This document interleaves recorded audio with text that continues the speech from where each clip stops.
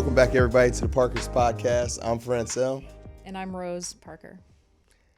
Yeah, we're kicking it in the lab with our boy Christian. He's putting us on. Appreciate Christian. He's an awesome producer, innovator. Put this awesome set and everything in studio together for us so that we could tell our story. Which has been very interesting, to say the least. Very interesting. And I mean, think about this. All that we've talked about is year one. And it's like the end of year one. You know what I mean? Yeah. Sheesh. But before we started, we were wondering what to talk about. And then this funny story popped into my head about Clay Mountain. Do you remember Clay Mountain? Mm-hmm. We used to do some dumb stuff. But you remember, we didn't have like internet or Wi-Fi or, anything to entertain ourselves like we do now. Like Netflix wasn't around. You still had Family Video, Blockbuster. Do you remember how we were watching TV? Yeah, because we didn't have cable. It was just... Do you remember the antenna? The aluminum foil spider web going up the wall. We had a fork stuck in the back where the cable prong was in the back. And then tin foil wrapped up into like this long tube that wrapped up the wall and around the corner and all the way up to the ceiling, because that was the best way we could get the most channels. It was our best, I guess, antenna that we could make. Yeah. But one day we were bored and we decided to go to Cascade. Mm-hmm. It was called Cascade. And I had this dumb idea that we could rappel using cable wire. Literally cable. Literally. TV cable wire. We couldn't afford cable television, but we could afford... Somehow had a cable wire. I don't even know where that came from. Hundreds of feet of cable wire. Mm-hmm. And so... But you had a good enough plan that you sold Jen on it. Yeah, Jen... She wanted to do it. Jen was down. And for those of you who don't know who Jen is the friend that I tried to make disappear night one when we reconnected. She's one of my infamous twins. I call them my twins, but they're my best friends from high school. I've got another one, Liz, but Jen is, which you'll hear, I'm sure, about all of them throughout this series. Oh, yeah, there's some characters. But, Jen is definitely the topic of this one. Or you might hear her referred to as Nene. Yeah. Yeah. But so we get this cable wire and we tie it off to the base of a tree, and literally I start rappelling off of this cliff. It had to easily been like 400 and some feet. And I'm literally dangling on the side of this cliff with cable wire, no harness, no nothing. And this is evening time. Mm-hmm. And the river's right below. Yeah, the river's right below. Oh gosh, this is so funny. And I think I get about halfway down, and then I'm like, oh snap. We don't have enough cable to get to the bottom. And I can't remember correctly, but I think Jen came down at some point. But I just jumped off because there was like this little plateau. Remember, I jumped off and got stuck, and then Jen came down. Jen had to come down to help get you back up. Yeah, and you were like, oh yeah, I'm not going down. Mm-hmm. And then you went all the way down and around, and we met you on the side of the cliff. That's ridiculous. Insane. But people don't understand, like when you're poor, you have to be creative with your entertainment selections. It wasn't even just that though. Back then, I mean, we were still technically kids. We were barely... That's true. We were 19. Well, you were 19 and I'm 18. And we didn't have entertainment like there is today. We could have gone to movies and stuff, but that was expensive. And you know what's funny is I'm thinking as I'm talking to you right now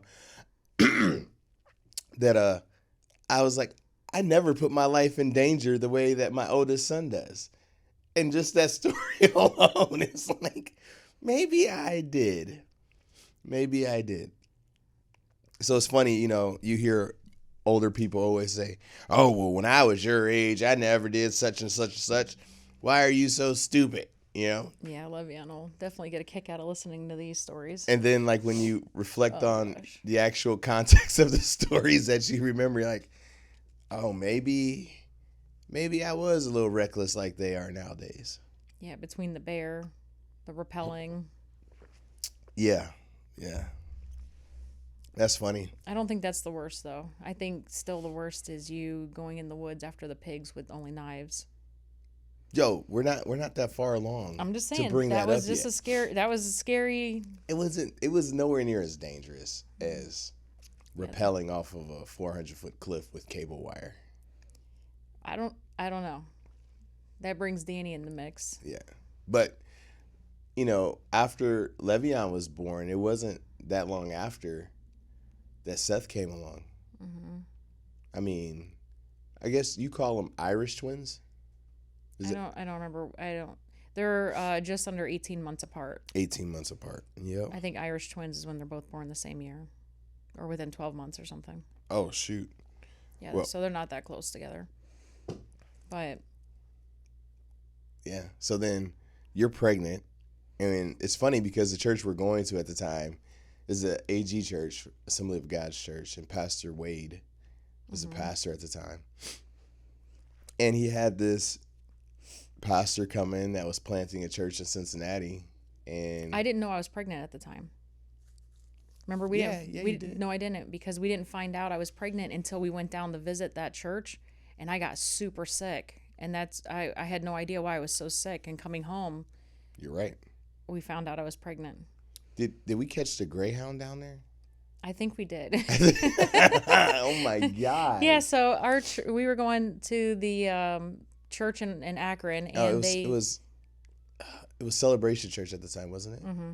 Yeah. Yep, we went to that church, and then they came. There was someone from the church in Cincinnati that came up, and they said that they had some prayer Pastor requests. Jack. Yeah, and then we were praying over the church, and we blessed them. We filled up a whole U-Haul truck full of food to send back down to their church, and then they said one of their biggest needs was they needed a youth pastor, and so through prayer and everything, it was really laid on my heart at the time that we needed to go. And prior to that, I mean, we obviously we grew up in church. Well, not completely. We didn't always walk it out. We didn't walk it out. And we had been in youth group together. After me and you got married, I was working with your dad. He was the youth pastor at the time, and I was helping him with the events and the games and stuff like that. And it really was put on my heart to go to Cincinnati, and which was kind of scary because I was a long way, first time being away from our families. And I think the thing that really blew me away is that I felt that call. And when I talked to you, you were like, I already knew. mm-hmm. And then it was just like a done deal from there. Yeah. And so we had brought it to our pastor, and he brought it up to their pastor. And so we decided to have a meet and greet basically and see if it would be a good fit. We went down, we rode the Greyhound bus to Cincinnati, went down and basically interviewed for the position, and we stayed at their house. They were awesome. They, wined and dined us the whole weekend, and got to see one of their services and all that. That was in January. You're right. That was in January because I remember it was by Martin Luther King Day. Yeah. Yeah. And on the way home, I just remember the whole time I was there, I was just super sick, super nauseous. I just didn't feel well the whole time. Didn't think in a million years I was pregnant. But then on the way home, I was getting really sick. And I mean, at this point, I'm throwing up, and it was terrible. Yeah. And by the That was time a we rough got bus home, bus ride. it was. By the time we got home, I think your mom made a comment, well, you're probably pregnant or something, joking it off. And me and him just kind of looked at each other like, wait a minute, am I? This is kind of soon. Yeah, and I took a test and it lit right up. I'm like, oh my God, no. No. Here we go again. Well, the reason I didn't believe I was pregnant then either, I was on birth control. Yeah, you were on the Depo shot. Mm-hmm. So I shouldn't have technically been able to get pregnant. So he was our little miracle baby. Yeah, that's the truth. And it's funny because we were living in where were we living at when Seth was born? Or no, you were pregnant. We were still at my parents' house. I think we were at Roselawn. Not yet. I don't remember. Nope, because Le'Veon was born. Oh, and then you went to the Navy. Mm-hmm. Yep. So we were on Roselawn because you went to the Navy and you were gone. And then that's when we felt the call to go to Cincinnati because the Navy thing didn't work out for you. And we reevaluated everything and just prayed about it. Mm-hmm. Well, then we end up in Cincinnati, and I forget. Some of the timeline I feel like is a little messed up. I don't remember everything that happened until you say something that jogs my memory. I know we made really good friends with some families down there. Oh, what are you talking about? Like in regards to when we got to Cincinnati? Mm-hmm. So we interviewed with them in January. And I believe we were down there just after my birthday. I think we went before then because at the same time, your grandma had just passed away that following February, Valentine's Day. Yeah. And then we went down.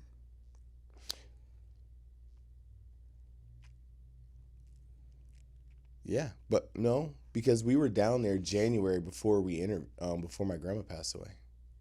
We went down to interview. Right. We weren't living there. We were still living on Roseland. I'm thinking we moved down there in May.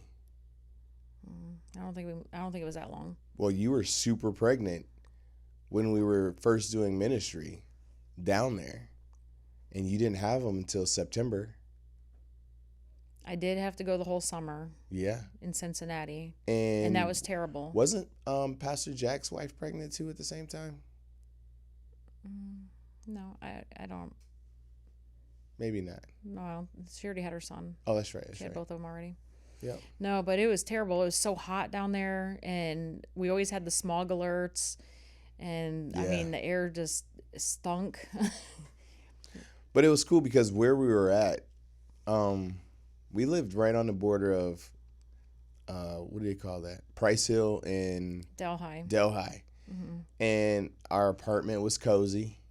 It was a 3rd floor apartment, which, wow, moving all of our stuff from Ohio into a 3rd floor apartment is not fun. And every time we moved, I moved by myself for the most part. Carried everything in up the steps by myself. Mm-hmm. Yeah. That was interesting, though. We still work jobs outside of working for the church. And so I was actually working kind of catty corner to our apartment at that gas station. Yeah. And that was kind of a scary situation. I ended up watching a guy get gunned down in front of me. Yeah. And that was actually like probably our hardest youth group that we've had. I wouldn't say it was hard. I would say that they were hungry. Mm-hmm. They were extremely hungry. But it was easy in the aspect that they just wanted people to love on them and hang out with them and interact with them because they weren't getting that from their parents. And the hard part came with real life situations.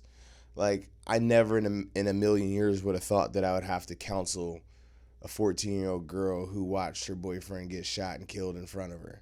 You know, stuff like that was really hard to deal with and process.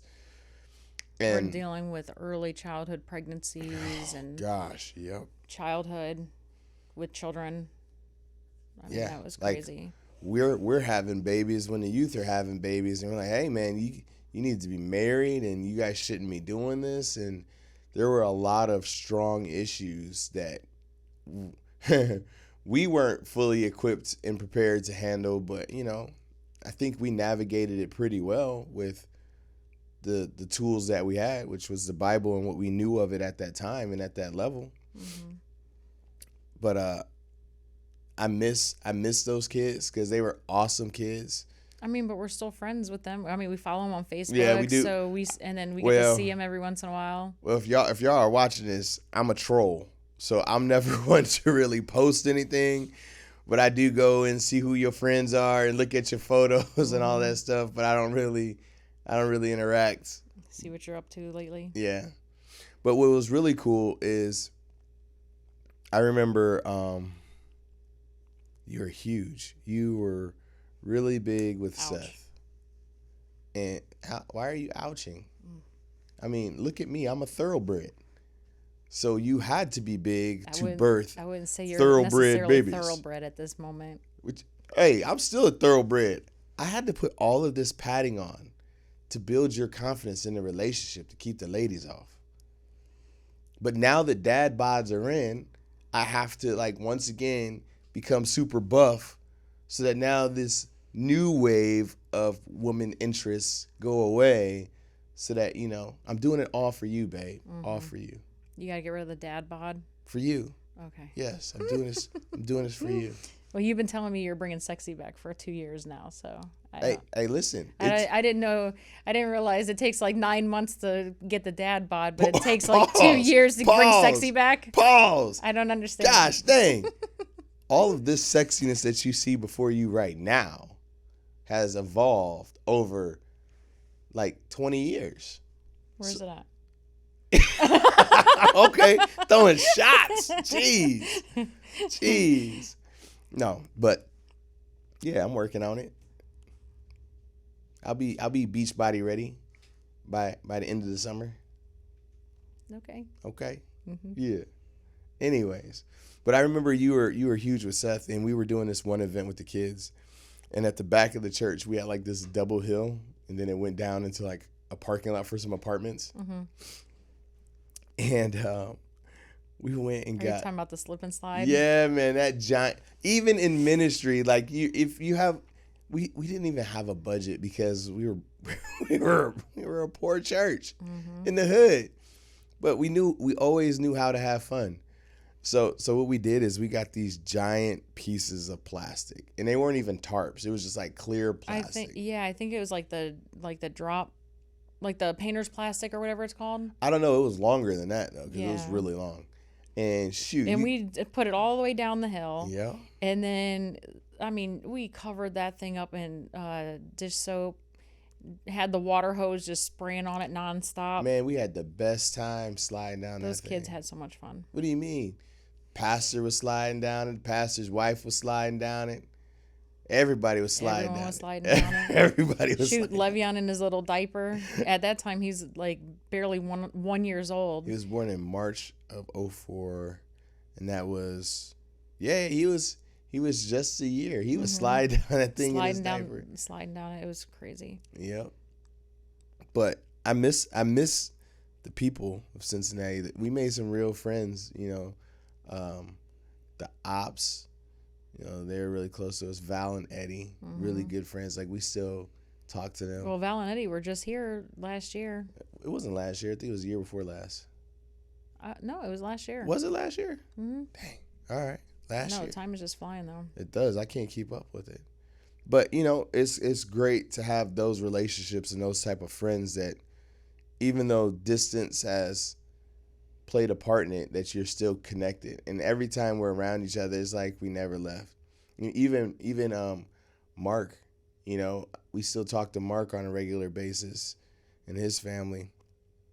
So it was just like a really good experience, and it was funny because after that summer, you went that entire summer pregnant, and it was a hot summer. Yeah, stifling. I think I got heat exhaustion like 3 times that summer. It just made no sense. It really didn't make any sense. I felt like we were in the same state as we lived our whole life, but it was so much hotter in Cincinnati than it was in Akron. Yeah.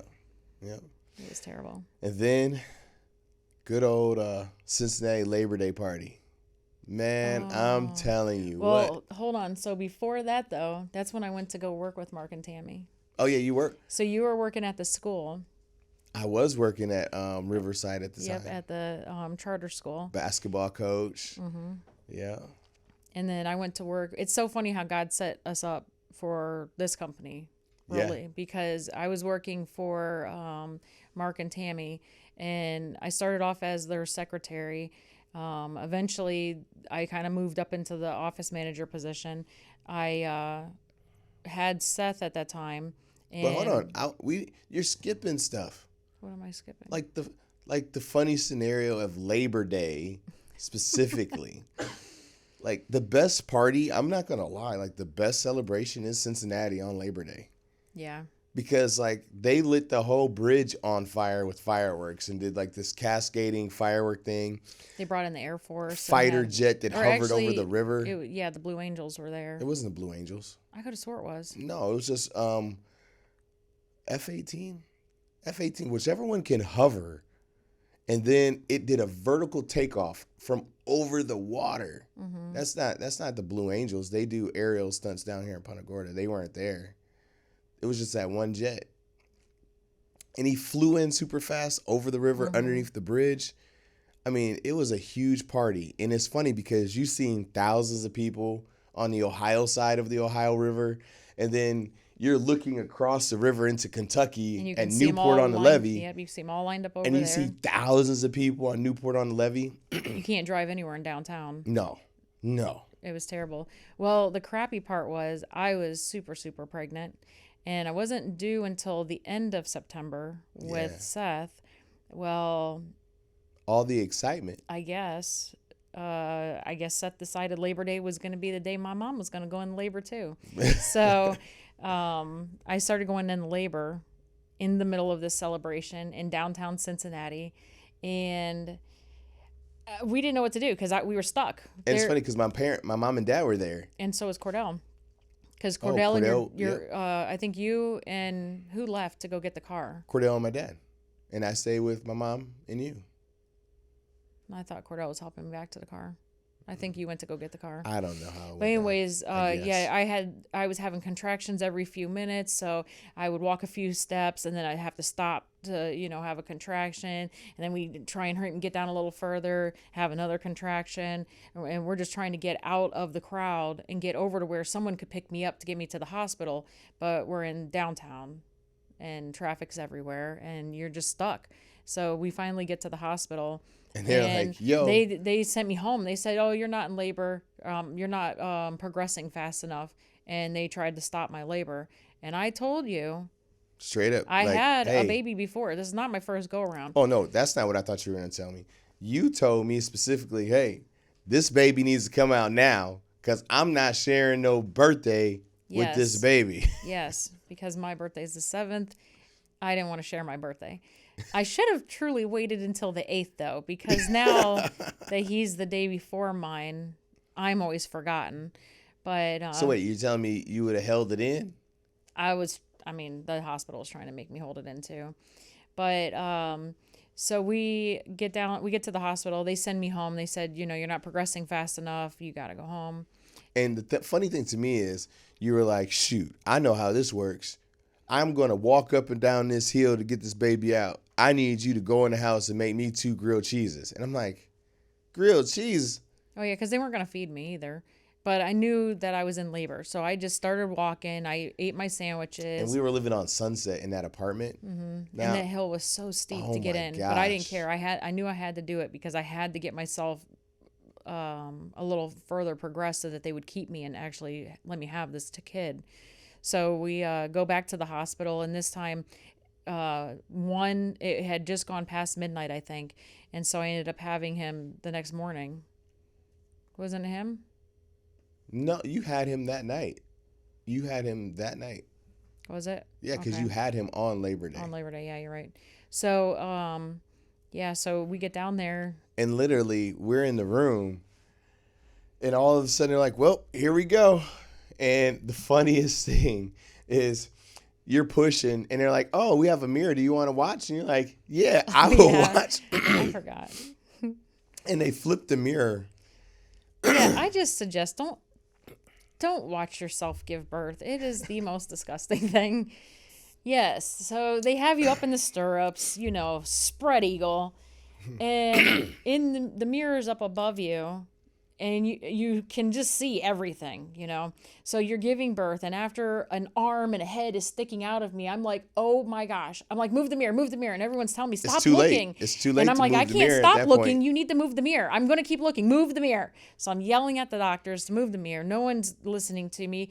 And then apparently I poop. Oh my gosh. I'm like, hey, doc, yo, there's a nugget right there. And I've never experienced this, but you would think that you want everything to be sanitary and sterile. So he just grabs it, chucks it out the way, and then grabs the baby. And I'm like, you didn't change your gloves or nothing. You just grabbed my brand new baby with boo-boo hands. It's like, They tell you to push like you're gonna poop. But I'm like, I never thought it would actually happen, right? So now I'm I did eat the grilled cheeses before we left. surprise, we here too. But it kind of threw me off a little bit that, the doctor would just grab him like that. And once again, she ain't want no part of the baby. But he said it was a normal thing. No, I gave a precursor this time because last time I knew when they put Le'Veon on me and I thought that was disgusting. I'm like, oh my God, get him off, get him off, get him off. I knew it was Seth. But that was in Akron. In Cincinnati, they do things a little differently. In Akron, they actually cleaned him up and then wrapped him in a towel. At Good Sam, they just wrapped dude up in a towel and gave him to me now. And I'm like, oh man, I'm so happy to hold my son, but you stink, dude. Like, whatever this birthing smell is, this is not cool, man. Like, y'all could have wiped some of the stuff off of old boy first. But once again, I had that moment where I'm like, the Lion King moment. Another Parker thoroughbred has entered the world and will do great things. You need to stop saying that. They are, man. From birth. Listen. Seth has said this, and they literally still believe this 100%. And that's why they go so hard in life, and they are fearless from everything, because they just believe that they are invincible. They are thoroughbreds. That's right. Don't start with the voice. That's why. Don't. Because they know that they are thoroughbreds. Seth is built like a dog on Clydesdale. You look at the legs on that dude, and it's like huge. He is a huge monstrosity of a person right now. And he's only 17. He goes from being sickly to this massive, massive individual. I told him since he was little, when him and Le'Veon were getting really close in size, if you eat all your vegetables, you'll get bigger than him. And he's way bigger than him now. Well, because he ate all the vegetables and all the meat and all the starch. He ate everything. Listen, he's happy with his size. Yeah, he is. He's like a linebacker now. No, he's not. Well, whatever. He's an offensive lineman, defensive lineman, whatever it is he wants to be, because he is a monster of a dude. Yep. I know. Well, we're running out of time, so. We are. Yeah, we have so many stories that we could talk about Seth and Le'Veon as their toddlers. But this has been the Parkers podcast. Once again, shout out to the lab. And you can catch us every Thursday, roughly around 3 p.m.